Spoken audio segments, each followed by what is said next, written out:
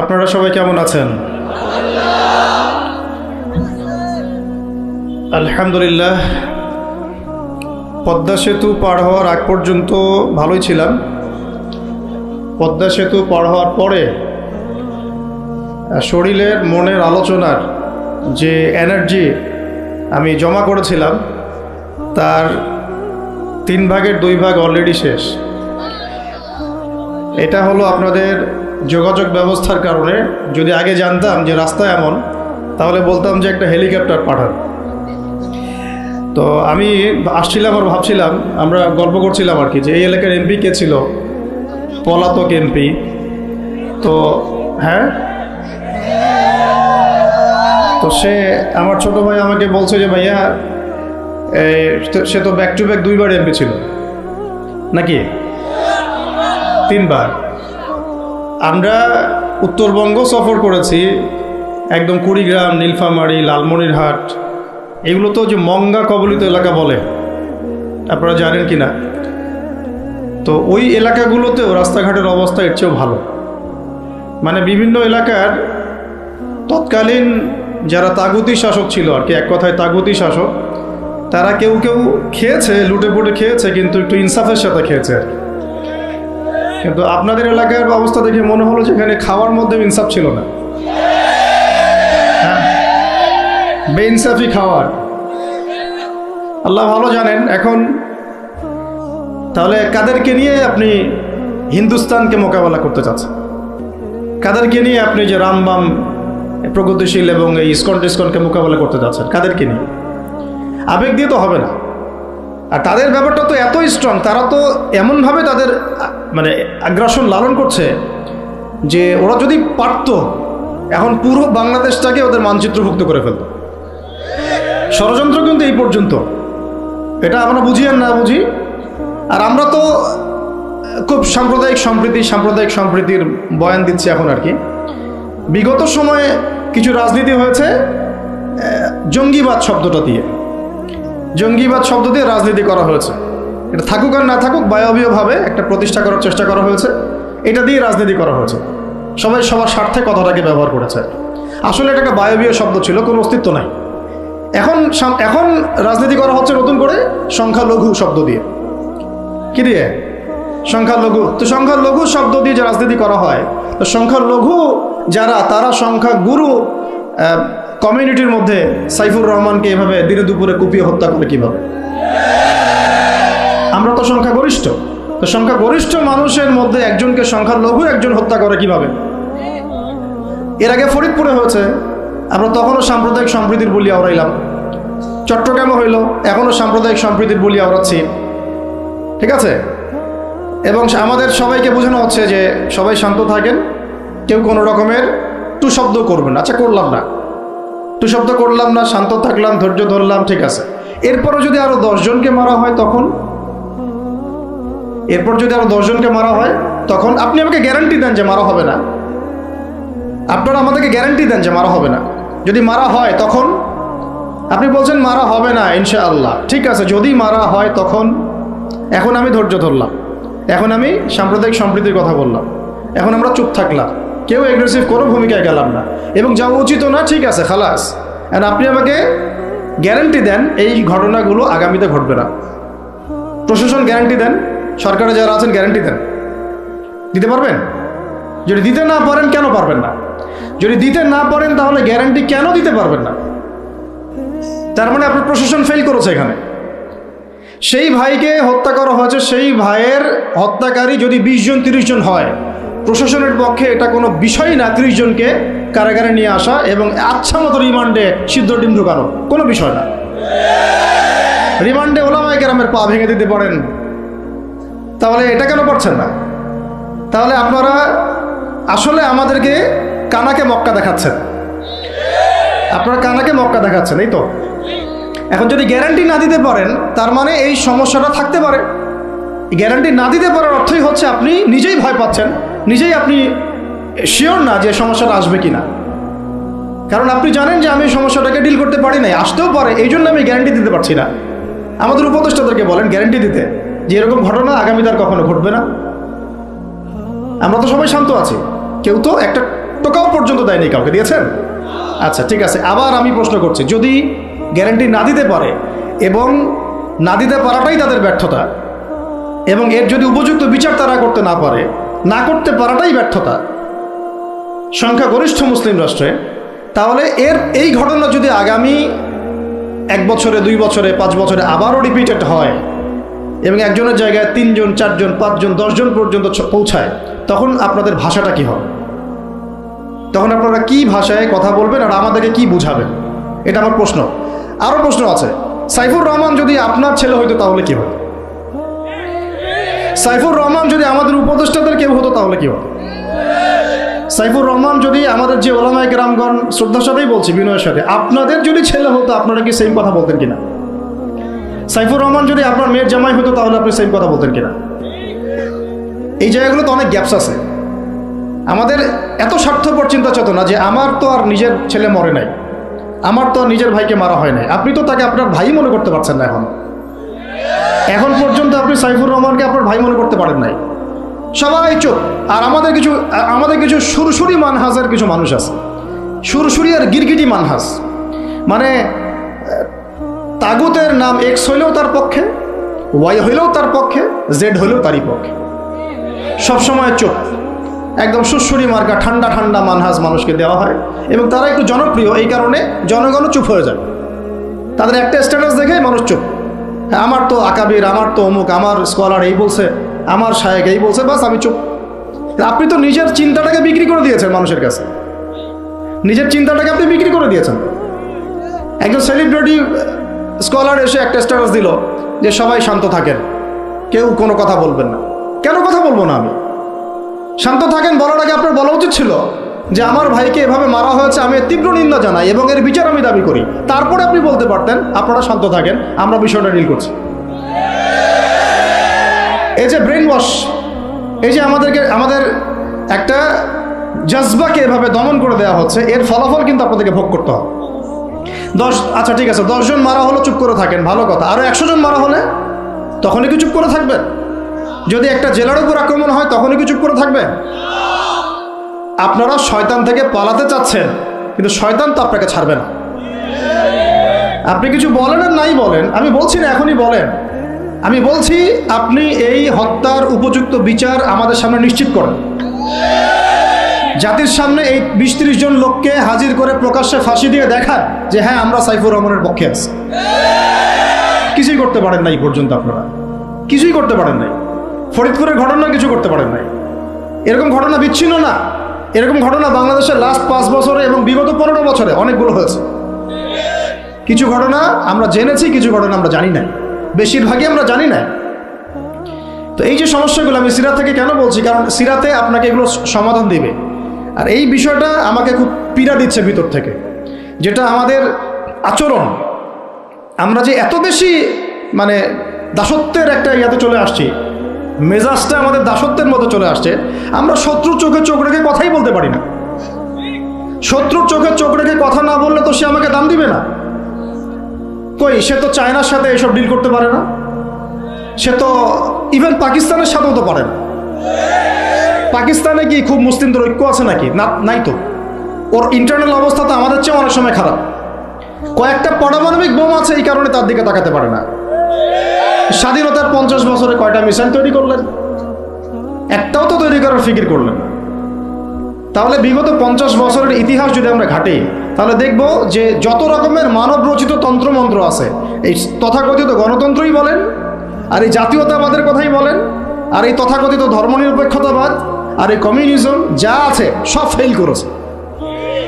পশ্চিমা সব মতবাদ এখানে এমনভাবে ফেল করেছে যেটা ইতিহাসে বিরল। তাহলে একটা মাত্র পথ আপনাদের সামনে এখন খোলা আছে, যেই পথ দিয়ে এই সমস্ত সমস্যার সলিউশন আনা সম্ভব। সেই পথটাই হচ্ছে ওই যে লেখা আছে, সিরার আলোকে উম্মার সংকট নিরসন কর। ওই সিরাতের আলোকে যদি উম্মার সংকট নিরসন করতে না পারি, আর কোনো রাস্তা আমাদের সামনে খোলা নাই। দিন কায়েমের শর্ত 3টা বলেছেন না? 3 নম্বর শর্তটাই হচ্ছে এটা যদি ইবাদত হয়, দিন কায়েম যদি একটা ইবাদত হয়ে থাকে, তাহলে সেই ইবাদত কবুল হবে শুধু একজন ব্যক্তির তরিকায়। কার তরিকায়? মুহাম্মদ রাসূলুল্লাহ সাল্লাল্লাহু আলাইহি ওয়াসাল্লামের তরিকা। ইবাদত হতে হবে এক আল্লাহর জন্যে, হালাল রিজিক থাকতে হবে, এবং তরিকা হতে হবে কার? মুহাম্মদ রাসূলুল্লাহ সাল্লাল্লাহু আলাইহি ওয়াসাল্লাম। তো মুহাম্মদ সাল্লাল্লাহু আলাইহি ওয়াসাল্লামের তরিকাই হচ্ছে সিরাত, যেটার মধ্য দিয়ে আমরা দিন কায়েম করবো ইনশাআল্লাহ। এখন মূল কথায় আসি যে সিরাত একটা গল্পের নাম নয় আর কি। যেমন ওযু করার সুন্নত আছে, তারপরে নামাজের সুন্নাহ পদ্ধতি আছে, আপনি মিসওয়াক করতে গেলেও একটা সুন্নাহ পদ্ধতি আছে, ইস্তেনজায় গেলেও একটা সুন্নাহ পদ্ধতি আছে, সওম রাখবেন সুন্নত একটা পদ্ধতি আছে। প্রত্যেকটা ইবাদতের কাপড় পরা, কাপড় খোলা, বাসায় ঢোকা, বাসা থেকে বের হওয়া, গাড়িতে চড়া, প্রত্যেকটা পদক্ষেপের সুন্নত পদ্ধতি আছে। তো সিরাত আসলে কি? সিরাত হচ্ছে একটা সুন্নত। সিরাত নিজেই একটা সুন্নত। কিসের সুন্নত? সিরাত হচ্ছে কিভাবে আল্লাহ পাকের জমিনে সমস্ত তাগুতি, কুফরি, শিরকি, বিধান, মতবাদ, শক্তিকে উপড়ে ফেলে আল্লাহর দিন প্রতিষ্ঠা করতে হয়, এই সুন্নত। বুঝাতে পারলাম কথাটার গভীরতা? সিরাতও একটা সুন্নত। কিসের সুন্নত? কিভাবে একটা কুফরি সমাজকে উৎখাত করতে হবে, একটা তাগুতি সিস্টেমকে চেঞ্জ করতে হবে, কিভাবে আল্লাহদ্রোহী শক্তিকে পরাজিত করতে হবে, কিভাবে যেখানে লা ইলাহা ইল্লাল্লাহ মোটেই নাই সেখানে সেটা কায়েম করতে হবে। এক কথায় আল্লাহ পাকের জমিনে আল্লাহর দিন কায়েমের সুন্নতের নাম সিরাত। বুঝতে পেরেছি কথা? এটা কোনো গল্পের নাম নয়। নবী সাল্লাল্লাহু আলাইহি ওয়াসাল্লাম এত সালে জন্ম নিয়েছিলেন, তার বাবার নাম আব্দুল্লাহ ছিল, মায়ের নাম আমিনা ছিল। This is not the reality of সিরা। এটা সিরাতের বাস্তবতা না। সিরাত মানে এটা গল্প না, ওটা আমরা আমাদের বাচ্চাদেরকে ঘুমানোর সময় শোনাই যে আমাদের শেষ নবীর নাম মুহাম্মদুর রাসূলুল্লাহ সাল্লাল্লাহু আলাইহি ওয়াসাল্লাম, তার বাবার নাম আব্দুল্লাহ, মায়ের নাম আমিনা, দাদার নাম আব্দুল মুত্তালিব, চাচা আবু তালেব, হ্যাঁ ইত্যাদি। বাবা মারা গিয়েছেন জন্মের আগে, মা ইন্তেকাল করেছেন 6 বছর বয়সে, চাচা ইন্তেকাল করেছেন 8 বছর বয়সে, এরপরে তিনি দাদা ইন্তেকাল করেছেন 8 বছর বয়সে, এরপরে আবু তালেবের কাছে তিনি মানুষ হতে লাগলেন। এইগুলো গল্প। তো এইটা আর সিরাতের আলোকে বর্তমান প্রেক্ষাপটের সমস্যা বের করা, এটাকে সলভ করা, আর সিরাতের আলোকে দিন কায়েম করা, এই জিনিসটা এক না, এটা ডিফারেন্ট। তা আমরা এখন সিরাত কেন্দ্রিক যত আলোচনাই করছি বাংলাদেশে এবং করব, আলোচনার গন্তব্যটা হবে এরকম যে সিরাতের আলোকে দিন প্রতিষ্ঠা। সিরাতের আলোকে দিন প্রতিষ্ঠা। কারণ আমাদের দেশে দিনের রাজনৈতিক অবস্থান নাই। আমাদের দেশে দিনের রাজনৈতিক অবস্থান নাই। দিন কয়টা ক্ষেত্রে কায়েম করতে হবে।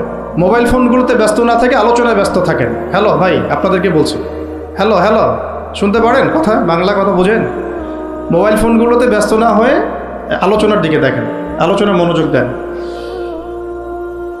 দিন সিরাতের আলোকে কায়েম করতে হলে কয়টা ক্ষেত্রে কায়েম করতে হবে সেটা আগে জেনে নেই। আচ্ছা, তার আগে একটা জিনিস আলোচনা করে নেই যে দিন কায়েম কি দুনিয়াবি কাজ না ইবাদত?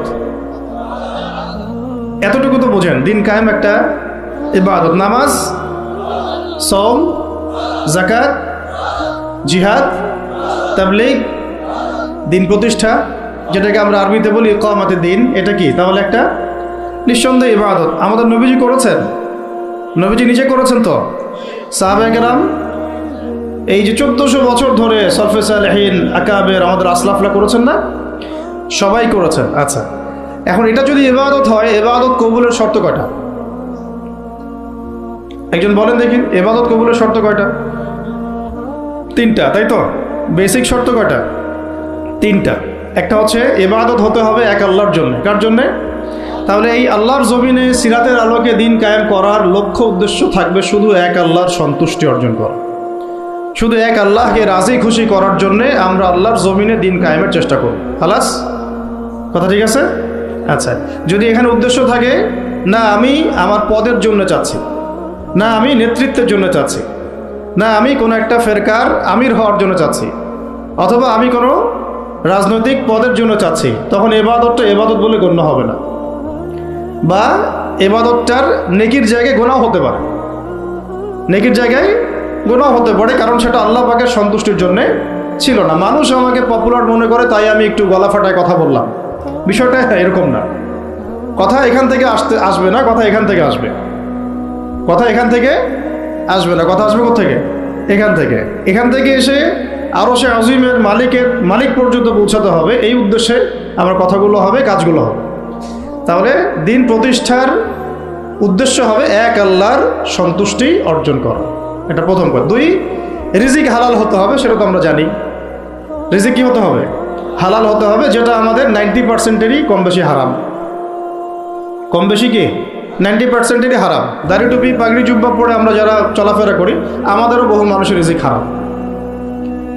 অনেকেই সুদি কারবার করি, সুদি লেনদেন করি, অনেকেই মাপে কম দেই, অনেকে আবার আল্লাহর রাস্তায় সময় দিচ্ছি, বোনের সম্পত্তি দেই না।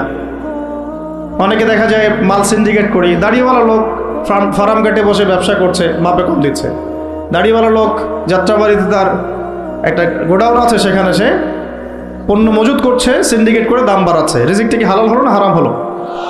তো রিজিক হালাল হওয়াটা এত কঠিন শর্ত, যেটা এই যুগে আসলে উতরে ওঠা খুব কঠিন। এই কারণে বহু কিছু হচ্ছে, আবেগ অনেক কিছু হচ্ছে, বড় বড় অনেক লেকচার আমরা দিচ্ছি ঠিকই, বাস্তবতা আসছে না। বাস্তবতা আসছে না। বাস্তবতা হচ্ছে এমন যে আমাদের একজন উপদেষ্টা সাহেব বসে আছেন, তার সামনে দাঁড়িয়ে আলোচনা যিনি করছেন, বক্তব্য যিনি দিচ্ছেন, উচিত ছিল তাকে বসিয়ে মাইক্রোফোন দেয়া আর তার দাঁড়িয়ে আলোচনা শোনা। উচিত ছিল সেই ওস্তাদকে মাইক্রোফোন দিয়ে বসতে বলা, এবং তার উচিত ছিল দাঁড়িয়ে থেকে তার কথা শোনা। বাস্তবতা হচ্ছে যে আমরা সোশ্যাল, রাজনৈতিক, অর্থনৈতিক বিভিন্ন জায়গায় এখন পর্যন্ত ওই শক্তি অর্জন করতে পারি নাই যে শক্তি ওমর রাদিয়াল্লাহু আনহুর সময় আমাদের ছিল। এটা তো বাস্তবতা।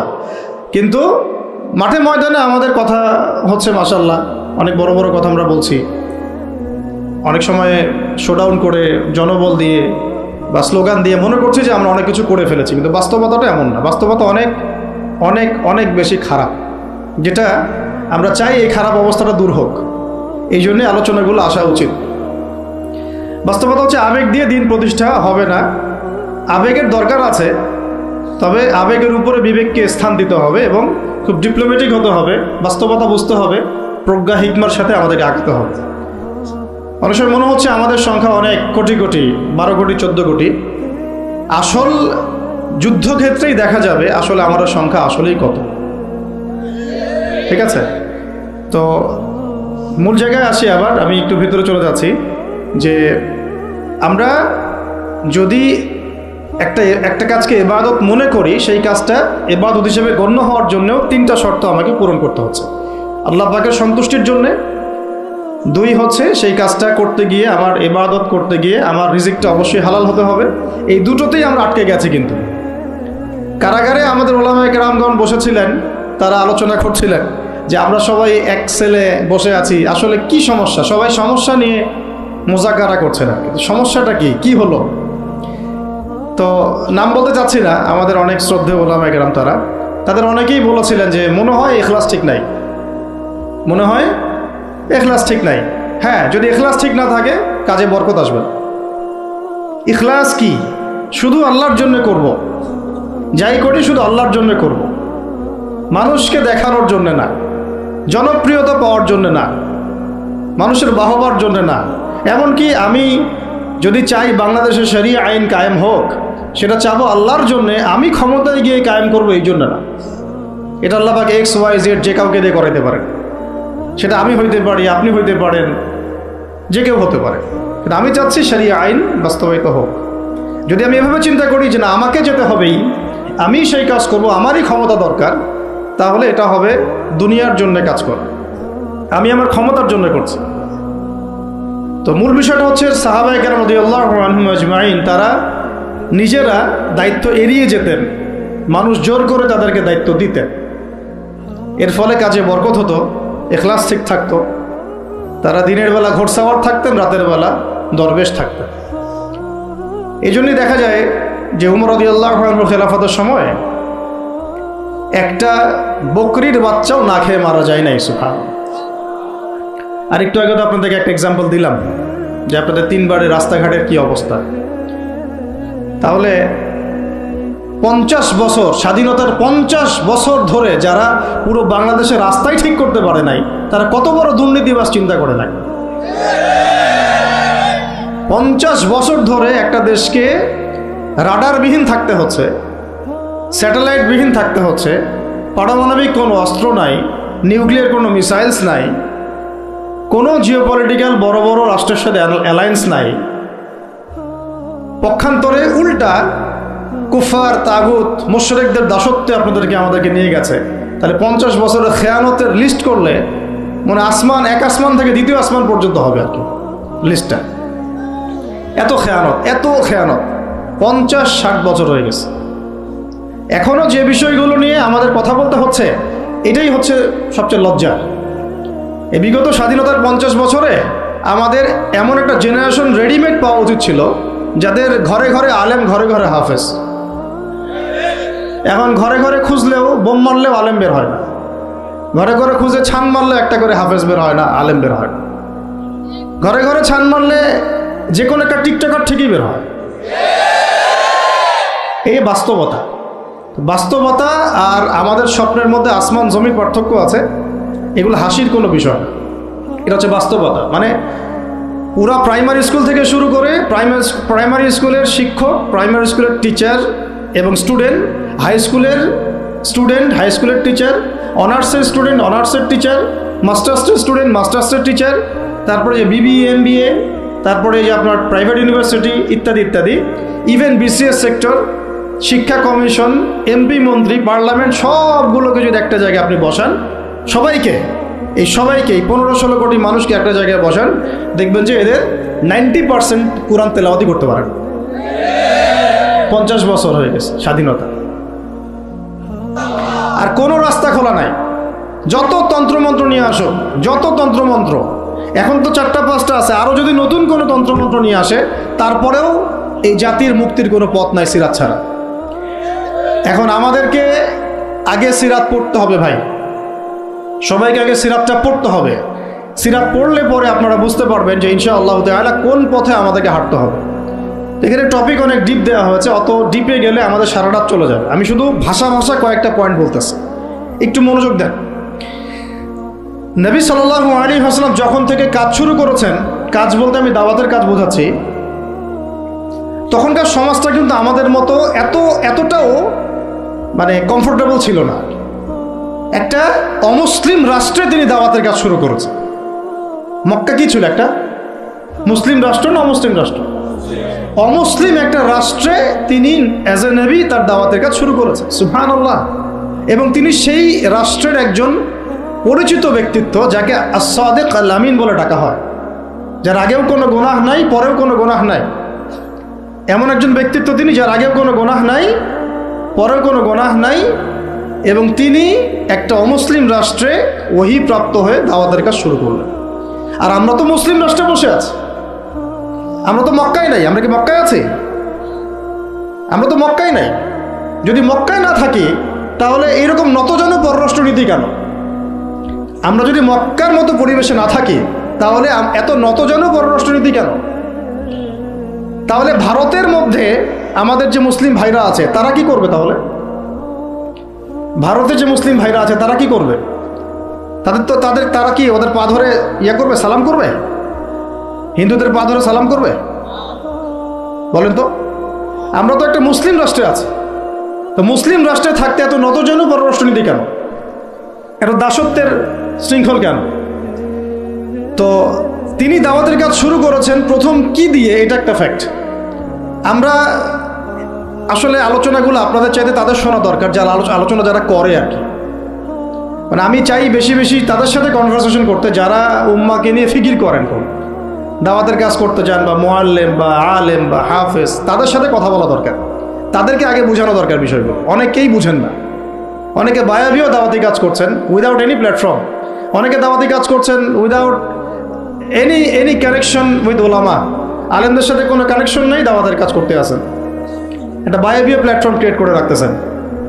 তো আমাদেরকে আগে তাদের সাথে কথাবার্তা বলা দরকার, যে মৌলিকভাবে আমরা আসলে কীভাবে আগাবো আর কি। প্র্যাকটিক্যাল কথায় আসেন। এই যে আমরা এতগুলো কথা বলছি না, আমি আপনাদেরকে পুরা পথ পদ্ধতি এখানে গিলায় খাওয়াই দিতে পারবো, কিন্তু বিশ্বাস করেন গিলে খাওয়ার পরে আপনি কিছুই করতে পারবেন না। কেন পারবেন না? আপনার কোনো অ্যাসোসিয়েশন নাই, কোনো ফাউন্ডেশন নাই, কোনো সংগঠন নাই, কোনো রাজনৈতিক ক্ষমতা নাই, কোনো রাজনৈতিক দলও নাই, রাজনৈতিক কোনো অ্যাপ্রোচও নাই। কিন্তু একটা সেকুলার রাজনৈতিক দল আপনার চেয়ে ভালো ফিল্ড ওয়ার্ক করতে পারবে, কারণ তার চেইন অফ কমান্ড আছে। আমাদের তাওহীদপন্থীদের কোনো চেইন অফ কমান্ডই নাই। বলে আসতেছি বিগত 5 বছর 10 বছর থেকে একই বয়ান, মাথায় ঢুকে না জিনিসটা যে চেইন অফ কমান্ড বলে একটা কিছু আছে। যেখানে একজন আমির নাই, যেখানে একজন ইমারা নাই, একটা আমির নাই, আসসামউ ওয়া তাআ নাই, বায়আ নাই, যেখানে শুনলাম মানলাম আনুগত্য করলাম, আমির মামুর জামা ইমারা এগুলো নাই, সেখানে তো চেইন অফ কমান্ড আসবে না। তাবলিগ জামাত কাজ করছে না? করছে কি না? একটা শুরা পর্ষদ আছে না, শুরায়ে নিজামি আছে না, আমির আছে না, কাজ করতেছে, ফলাফল পাচ্ছে মাশাআল্লাহ। জামাত ইসলাম কাজ করছে না? একটা চেইন অফ কমান্ড আছে, প্রত্যেকটা জেলায় জেলায় শাখা আছে, তারা তাদের উপরের লেভেল থেকে কোনো ডিরেকশন আসলে সেটাকে রুট লেভেলে বাস্তবায়ন করছে। তারপরে ধরেন যে ইভেন এই যে আওয়ামী লীগ যে চলে গেল, তার একটা চেইন অফ কমান্ড ছিল না? ছিল কি না? উপরে যে বলতো জঙ্গি, নিচের ওই ব্যক্তিও বলতো হ্যাঁ এই জঙ্গি, এমন একটা চেইন অফ কমান্ড ওদের ছিল না? এখন বিএনপি যারা রাজনীতি করতেছে ওদের নাই? আছে। এখন আপনি বলেন যে ইসলামপন্থীদের রাজনৈতিক দল কয়টা? একটা আছে আমাদের শাসনতন্ত্র, একটা হচ্ছে হেফাজতে ইসলাম, আর কি হেফাজতে ইসলাম তো আসলে কোনো রাজনৈতিক ব্যাকগ্রাউন্ড থেকে আসে নাই, এটা এসেছে আপনারা তো জানেন হিস্ট্রি, কোন প্রেক্ষাপটে এটা তৈরি হয়েছে, শাপলা চত্বরের ঘটনা, তাই না? আর জামাত ইসলাম। আর কথা হচ্ছে যে আমাদের তো মানে পৃথক পৃথক প্ল্যাটফর্মগুলোর মধ্যে একটা ঐক্যবদ্ধ সমন্বয় সবার আগে দরকার, তারপরে আমাদের একটা বৃহত্তর চেইন অফ কমান্ড দরকার। তখন কি হতো যে উপর থেকে একটা কিছু ছেড়ে দিলে একদম নিচ পর্যন্ত আসতে সময় লাগতো। এখন এগুলোর বাইরে আবার যারা চান যে না কোরআন এবং হাদিস, ইসলামী ইমারা শরিয়া এগুলো বাস্তবায়ন হবে, দাওয়াতের সাথে সাথে জিহাদ থাকতে হবে, এবং আমরা কোনো গণতন্ত্র সেকুলারিজম এইসব পশ্চিমা আদর্শে যাব না, তারা ফেসবুকে বায়োবিও ঘুরে বেড়াচ্ছেন। সব ফেসবুকে বায়োবিও ঘুরে বেড়াচ্ছেন, ইউটিউবে ইন্ডিভিজুয়ালি কাজ করছেন, সবার নিজস্ব স্বতন্ত্র মার্কাস, মাকতাবা ইত্যাদি, কোনো সমন্বিত প্রয়াস নাই। এইভাবে তো হবে না।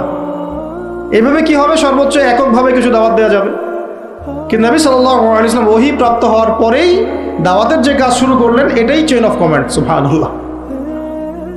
একটা জামার মধ্যে তিনি সবাইকে নিয়ে আসছেন। খেয়াল করে দেখেন, প্রথম ওহী আসলো কি সংক্রান্ত? ইকরা বিসমি রাব্বিকাল্লাযী খালাক। এই তো পড়ুন আপনার রবের নামে যিনি আপনাকে সৃষ্টি করেছে। তো পড়া তিনি কি পড়তে পারতেন? তিনি তো পড়তেও পারতেন না। তিনি তো বলছিলেন যে মা আনা বিকারি, আমি তো পড়তে জানি না, তারপরে তাকেই পড়তে বলা হচ্ছে আপনি পড়ুন, কারণ এই জ্ঞানতাত্ত্বিক রেভলিউশন ব্যতীত সমাজ সংস্কার সম্ভব না। এখন আমরা সমাজ সংস্কার সবাই করতে চাচ্ছি, কম বেশি সবার জায়গা থেকে, পড়াশোনা কেউ করতে চায় না। আল্লাহর কসম করে বলছি, যারা ইভেন দাওয়াতের কাজ করছে এইসব জায়গায় আমরা যারা দাঁড়ায় আছি না, তাদের অনেকেই ওলামায়ে কেরামের সাথে কোনো তাআল্লুকই নাই, কোনো সিলেবাস নাই, কোনো পড়াশোনা নাই, কোনো ক্রাইটেরিয়া নাই, কোনো অ্যারাবিক শেখার কোনো ফিকির নাই, কুরআন শেখার কোনো ফিকির নাই, তাফসির শেখার কোনো ফিকির নাই। আমি দাওয়াতের কাজ করতেছি, সুবহানাল্লাহ, মানুষ আমাকে সেলিব্রিটি মনে করে, দ্যাটস অল। এভাবে হয়? এভাবে কি দাওয়াতের কাজ হয়? অথচ নবী সাল্লাল্লাহু আলাইহি ওয়াসাল্লামকে আল্লাহ পাক পড়তে বলছেন। তাহলে প্রথম দরকার আমাদের জ্ঞানতাত্ত্বিক রেভলিউশন, যেটা বললাম যে বিগত 50 বছরে অলরেডি আমাদের ঘরে ঘরে একজন করে আলেম, একজন করে হাফেজ থাকা উচিত ছিল। এটা বিগত 50 বছরের শিক্ষা সিস্টেমটা এমনভাবে সাজানো হয়েছিল যেটা একটা ধর্মনিরপেক্ষ শিক্ষা সিস্টেম। এটা এই যে একটা ছেলে বসে আছে 30 বছর বয়স, ওর তো অধিকার ছিল যে সে এসএসসি এইচএসসি অনার্স মাস্টার্স লেভেলে এসে কোরআনের অর্থ করার যোগ্যতা অর্জন করবে। এটা তার রাইটস ছিল অ্যাজ এ মুসলিম কান্ট্রির একজন সিভিলিয়ান হিসেবে। তার রাইটস ছিল এটা, যে আমি একজন মুসলিম কান্ট্রির সিভিলিয়ান, আমার রাইটস আছে স্কুলে গিয়ে কোরআন শেখার, কলেজে গিয়ে কোরআনের তাফসীর শেখার, অনার্স লেভেলে গিয়ে হাদিস পড়তে শেখার, হাদিসের মুতাআলা করার। ইভেন সে মাস্টার্সের পরে ইফতা দেওয়ার মতো যোগ্যতা অর্জন করতে পারতো যদি শিক্ষা সিস্টেমটার মধ্যে সমন্বয় থাকতো। কিচ্ছু করা হয় না এইসব লেভেলে। 50 বছর ধরে এই জাতিকে শিক্ষার অন্ধকারে রাখা হয়েছে। কওমি মাদ্রাসাগুলো যদি না থাকতো, এই দেশ থেকে ইসলামকে মিটাই ফেলে দিত। এটা বাস্তবতা। আলিয়া মাদ্রাসার একটা চমৎকার সিলেবাস ছিল, কিন্তু আস্তে আস্তে ওটাকে এমনভাবে বিকৃত করছিল, এটাকে এমনভাবে দলীয়করণ করেছিল যে ওখান থেকে, আরে ওয়াল্লাহি আমি বলছি, আল্লাহর কসম করে বলছি, আমি নিজেও ভাইবা নিয়েছি অনেকে, 3টা সেন্টেন্স দিলে 3টা সেন্টেন্সের পার্থক্য করতে পারছে না। বিশ্বাস করবেন কি সেন্টেন্স? একটি কিতাব, এটি একটি কিতাব, এই কিতাবটি, 3টা সেন্টেন্স আরবি করতে দিয়েছি, গত পরশু দিন করতে পারে নাই, কামিল পাস। একটি কিতাব, এই কিতাবটি, আর এটি একটি কিতাব, 3টা সেন্টেন্সের পার্থক্য করতে দিয়েছে, কিচ্ছু না। এটা মাদানী নেসাবের প্রথম বছরের পড়া। তাহলে সিগা ধরছি, গর্দান বলতে পারতেছে না, এবারও দিতে দিলে এবারও দিতে পারছে না। এটা পারবে না তো জেনারেল মানুষের, আপনারা তো ইসলামিক লাইনে পড়েছেন, আপনারা পারবেন না কেন? কেন পারবেন না? তাহলে কি পড়াশোনা করলেন? ওখানে তো 10 বছর সময় ঢেলে দিয়েছে। একজনকে জিজ্ঞাসা করলাম যে একটা যে কোনো একটা আয়াত শোনাচ্ছে, ওই যে সূরা হামিম শেষের একটা আয়াত বললো, কি জানি, ওই যে ইন্নাল্লাযীনা ক্বালু রাব্বুনাল্লাহ সুম্মা ইসতাকামু তাতানাজ্জালু আলাইহিল মালায়েকা, এই যে আয়াতটা আছে না, আল্লা তাখাফু ওয়া লা তাহজানু। ঠিক আছে ভাই, এখন অর্থটা বলেন। অর্থ বলতে পারে না। তাতানাজ্জালুর গর্দান দেন, মাসদার বলেন, বলতে পারে না। আলিয়া মাদ্রাসা থেকে পড়াশোনা করেছেন, দাখিল আলিম ফাজিল করেছেন, বলতে পারেন। এটা আপনারাও জানেন, ওলামায়ে কেরাম যারা বসে আছেন, যে অবস্থা কি। শুধু কওমি মাদ্রাসাগুলোর এই মেহনতগুলো যদি না থাকতো, তাহলে অরিজিনাল ইসলামকে তারা মিটাই ফেলে দিত বাংলাদেশ থেকে। টিকে আছে এখন। কিন্তু আমি ওইদিকে যাচ্ছি না, ওইটা অন্য আলোচনা, এটা আমাদের ভিতরের কথা। কথা হচ্ছে একজন জেনারেল শিক্ষিত ছেলে, যে এদেশের মুসলিম নাগরিক, তার রাইটস আছে প্রাইমারি স্কুলে সে কোরআন তেলাওয়াত করা শিখবে। শিখতে পারে নাই কেন? কেন পারে নাই? পিতা মাতাও তো মাশাআল্লাহ সুবহানাল্লাহ সেই কোয়ালিটি। ছেলে 10 বছরে কিছু শিখুক না শিখুক, বাংলা ইংরেজি অঙ্ক তাকে শিখতে হবে। কোরআন হাদিস এগুলো তো কোনো বিষয়, এগুলো কোনো বিষয় হলো? আপনাদের কাছে আল্লাহর কসম এগুলো দামি নাই। ওই একদিন দুদিন ওয়াজ মাহফিলে আইসা আবেগ দেখান। কোরআন হাদিসের পরে যদি মহব্বত থাকতো, ছেলেকে তো আলেম বানাইতেন আপনি, ছেলেকে তো আপনি একজন হাফেজ বানাইতেন কমপক্ষে। আপনি তো ছেলেকে এমনভাবে গড়ে তুলেছেন আপনার জানাজাই পড়তে পারবে না।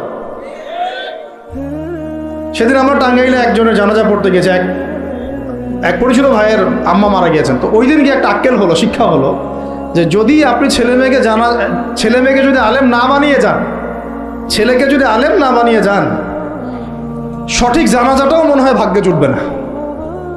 হ্যাঁ, একটা মুনাসিব জানাজাও ভাগ্যে জুটবে না। তো আমাদের এই স্কুল কলেজ পড়ুয়া ছেলে মেয়েদের রাইটস ছিল এগুলো শিখতে পারে নাই।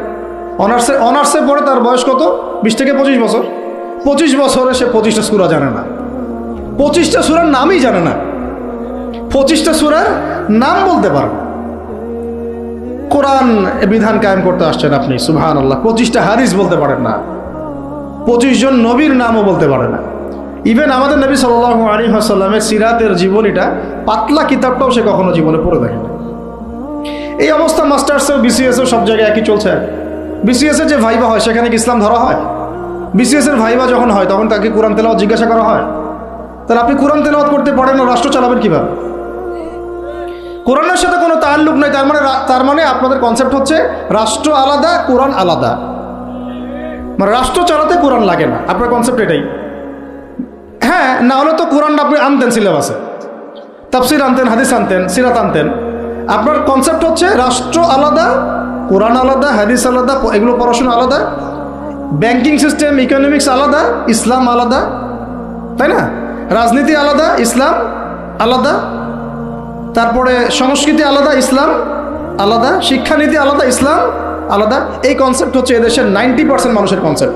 এরা সবাই শিরকের মধ্যে আছে, আল্লাহর কসম করে বলতেছে, সবাই শিরকের মধ্যে আছে। এরা সবাই ধর্মনিরপেক্ষ, সেকুলার। বাদ দিয়ে আমরা যারা দাড়ি টুপিওয়ালা কিছু মানুষ আছি, আমরা একটু মৌলবাদী চিন্তা করি আর কি। আমরা চিন্তা করি যে ইসলাম ব্যক্তিগত জীবনেও থাকবে, সংস্কৃতির মধ্যেও থাকবে, শিক্ষানীতিতেও থাকতে হবে, অর্থনীতিতেও থাকতে হবে, ইভেন রাজনীতির মধ্যেও থাকতে হবে। এই কনসেপ্টে না আসলে এখনো মুসলমান হনই নাই। এই কনসেপ্টে না আসা মানে এখন পর্যন্ত কালিমা লা ইলাহা ইল্লাল্লাহ এটা বুঝেনই নাই আপনি, মুখে পড়েছেন, দ্যাটস অল। এই কারণেই তো লা ইলাহা ইল্লাল্লাহ পড়ার পরেও মোদির পা চাটেন বসে বসে। এই কারণেই, কারণ ওই লা ইলাহা ইল্লাল্লাহ তো আপনাকে ওটা শিখাই নাই, যে আপনি এক আল্লাহর সার্বভৌমত্বের স্বীকৃতি দেন নাই। এই হলো সমস্যাগুলো। তো সমস্যার গোড়ায় অনেক কথা আছে। এখন নবী সাল্লাল্লাহু আলাইহি ওয়াসাল্লাম কিন্তু দাওয়াতের কাজটা, এই যে সিরাতের আলোকে যেটা বলছেন সমাজ সংস্কার এবং দিন প্রতিষ্ঠা এবং সমকালীন সব সংকট দূর করা, এটা শুরু করতে হবে জ্ঞানতাত্ত্বিক রেভলিউশন থেকে। পড়াশোনা করা শুরু করে দেন, আদারওয়াইজ আপনাদের সামনে ধ্বংস ছাড়া কিচ্ছু বাকি নেই। কি পড়াশোনা করবেন? অবশ্যই ইসলামিক কারিকুলাম থাকতে হবে। এরপরে আপনি জেনারেল লাইনের পড়াশোনা করেন, কোনো সমস্যা নেই। আর এই পড়াশোনা একা একা করা যাবে না, উস্তাদের সহবত লাগবে, ওলামায়ে কেরামের সহবত লাগবে। আমি তো এটা বলি যে আপনি কারো লেকচার শোনার আগে আপনি আগে চেক করবেন যে তার ওস্তাদ কে, কোথায় সেদিন শেখে, কার কাছ থেকে সেদিন শেখে, কোত্থেকে সে এই ইলমগুলো অর্জন করছে, তার লোক কোথায়। আবেগে ভাসলে হবে না এখন বিষয়টা। তো পড়াশোনার এখন যে আরও 20 বছর পড়াশোনা না করে আমি কোনো কাজ করতেই পারবো না এমনটাও না, কিন্তু পড়াশোনা আগে শুরু করে। এখন আপনার কাজ পড়াশোনা শুরু করা, ইকরা বিসমি রাব্বিকাল্লাযী খালাকের হক আদায় করা এবং ওস্তাদের সহবতে থাকা।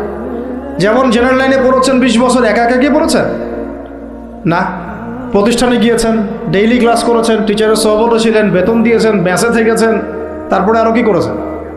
বাবার জমি বিক্রি করে দিয়েছেন, বাবা মায়ের জমি বিক্রি করে। সেম অন্ততপক্ষে এতটুকু যতটুকু আপনি জেনারেল লাইনের জন্য করেছেন, জেনারেল লাইনে যদি যতটুকু করেছেন, ত্যাগ, শ্রম, মেধা খরচ, কষ্ট স্বীকার করা, এর যদি অর্ধেকও যদি দিন শিক্ষার জন্য করতে না পারেন, আপনি নিজেও মুনাফেক। আমরা নিজেরাও মুনাফেক তখন। বেশক আমাদের মধ্যে নেফাকি আছে, সুবহানাল্লাহ। আপনি একটা ডিগ্রির জন্য একেবারে 20 বছর ঢালতে পারেন, 20 কোটি টাকা ঢালতে পারেন, বাপের জমি বিক্রি করতে পারেন, মেসে থাকতে পারেন, ঢাকা বিশ্ববিদ্যালয়ের সেই লাইফ লিড করতে পারেন, এক বিছানায় 2 জন থাকি, ফ্লোরের মধ্যে ফ্লোরিং করে থাকা, হ্যাঁ, হাজার হাজার লাখ লাখ টাকা খরচ করা, কষ্ট করে সকালে ওঠা, রাত জাগা, পড়া, পরীক্ষা দেওয়া, অ্যাসাইনমেন্ট, কত কি। আমি তো জানি এগুলো, আপনারা তো অনেকে না জানেন, আমি তো জানি, আমরা তো ইউনিভার্সিটিতে পড়ছি। তো এই পরিশ্রমগুলো আপনি করছেন অনলি ফর একটা সার্টিফিকেট আর একটা চাকরির জন্যে, আর এর 10% কেন 5% আপনি করতে চান না দিনই শিক্ষার জন্যে। তো আমি মুনাফেক না হলে এই পৃথিবীতে আর মুনাফেক কে আছে? তো এই মুনাফেকদেরকে দিয়ে আপনি দিন কায়েম করবেন নাকি? শোনেন, আবেগ দিয়ে বিপ্লব হয়। আবেগ দিয়ে কি হয়? আবেগ দিয়ে বিপ্লব হতে পারে, আবেগ দিয়ে শরিয়া খিলাফা কায়েম হয় না। আবেগই হয়ে একটা বিপ্লব হতে পারে, কিন্তু আবেগ দিয়ে শুধু আবেগ দিয়ে শরিয়া খিলাফা কায়েম হবে না। শরিয়া খিলাফা কায়েম হয়েছে কাদের হাতে? সাহাবীদের হাতে। কাদের হাতে? আমাদের জিন্দেগি যখন সাহাবীওয়ালা হবে তখন শরিয়া কায়েম হবে। পড়াশোনা করে না, সাহাবীওয়ালা জিন্দেগি কীভাবে যাপন করবে? ওলামায়ে কেরামের সাথে তাআল্লুক নাই, সাহাবীওয়ালা জীবন কীভাবে যাপন করবে? নামাজের ঠিক নাই, সাহাবীওয়ালা জীবন হইল কীভাবে? কোরআন তেলাওয়াত করতে পারেন না, সাহাবীওয়ালা জীবন হইল? দিনের জন্য আমর বিল মারুফ নাহি আনিল মুনকারের কাজ নাই, ওই যোগ্যতাও নাই, তাহলে সাহাবীওয়ালা জীবন হইল কি? চেহারা সুরতের মধ্যে ইসলাম নাই, সুন্নতের প্রতি পাবন্দি নাই, সাহাবীওয়ালা জিন্দেগি হলো কি? সাহাবীদের হাতে বদর যুদ্ধ হয়েছে, জয়লাভ করেছে। উহুদ প্রায় জিতেইছি, এটা জিতেই বলা যায়, সাময়িক বিপর্যয় হয়েছে। খন্দক, খায়বার, মুতা, ইয়ারমুক কাঁপিয়ে দিয়েছে কারা? সাহাবীরা। তো সাহাবীওয়ালা ইমান, সাহাবীওয়ালা আমল, সাহাবীওয়ালা আখলাক, সাহাবীওয়ালা মেহনত হলে পরে বাংলার মাটিতে দিন কায়েম হবে। না হওয়া পর্যন্ত এই লাভঝাপ করতে থাকা, আজকে এই বিষয় কালকে ওই বিষয়, আজকে এই ইস্যু কালকে এই ইস্যু, এগুলোই চলতে থাকবে। আমরা এটা চাই না। আমরা চাই এখন যেহেতু দাওয়াতের একটা সুবর্ণ সুযোগ আমাদের সামনে এসেছে, এখন যেহেতু আল্লাহ পাক, এটা আল্লাহ পাকের রহমত, এখানে সবাই ক্রেডিট নেওয়ার প্রতিযোগিতায় লিপ্ত আছে। আমার ক্রেডিটে হয়েছে, আমি এই করেছি, আমি সেই করেছি। এখন তো এমন দেখা যাচ্ছে যে ওই সময় কিছু বলেও নাই, সেও এসে এখন প্রধান উপদেষ্টার পাশ আটতেছে বসে বসে। কি সুবহানাল্লাহ! মানে রক্ত দিল এক ভাই, মানে বছরের পর বছর কারাগারে পচে মরল একদল, বছরের পর বছর, দিনের পর দিন, মাসের পর মাস আয়না ঘরে ধুকে ধুকে মরল আর একদল। ঠিক আছে, বললাম তখন থেকে বের হলে কেউ সুস্থ থাকে না। বছরের পর বছর মামলা মোকদ্দমা সচ্ছে একদল, এক একজনের ঘাড়ে 3টা 4টা 5টা 10টা 20টা করে মামলা। হ্যাঁ, তারপরে বছরের পর বছর এই ফ্যাসিজমের বিরুদ্ধে দাঁড়ানোর কারণে দেশ থেকে বিতাড়িত হয়েছে একদল, হয় নাই? শাপলা চত্বরে রক্ত দিয়েছে আর একদল। তারপরে এই ছাত্র ভাইদের হাজার হাজার পঙ্গু হয়ে পড়ে আছে বিভিন্ন জায়গায় আর একদল, আর শত শত মানুষ রাস্তায় প্রাণ দিল আর একদল, আর উড়ে এসে জুড়ে ক্ষমতায় বসলো আর একদল। সার্কাস চলতেছে, এবং এখন তাদের লেজুর ভিত্তি করতেছে আরেক দল। তাদের লেজুর ভিত্তি করতেছে নতুন আর একটা সম্প্রদায়, নতুন এক প্রাণী। তা চক্ষুর লজ্জাও নাই এদের, চক্ষুর লজ্জাটুকুও না। আগে যখন এক তাগুত ছিল